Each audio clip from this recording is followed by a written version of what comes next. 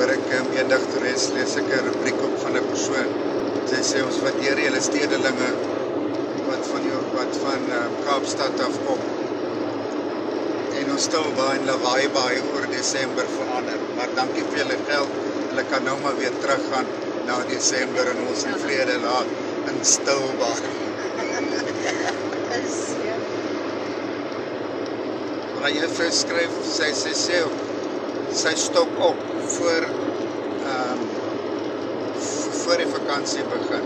Ja. Maak sy haar kaste vol. En sy sê want die winkeliers stoot hulle pryse skaai haai op. Dis, ja.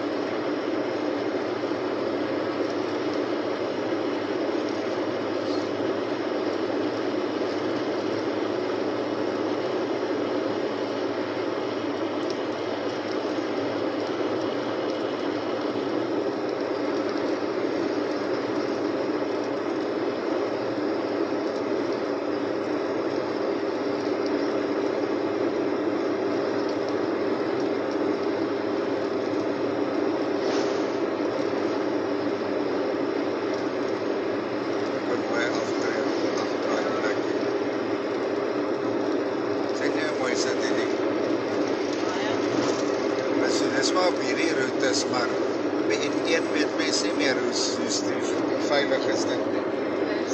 Ek weet die N1 het nie baie, maar die ander paaie in die Kaap is relatief nog veilig, stil. Dit sê Tanswoord.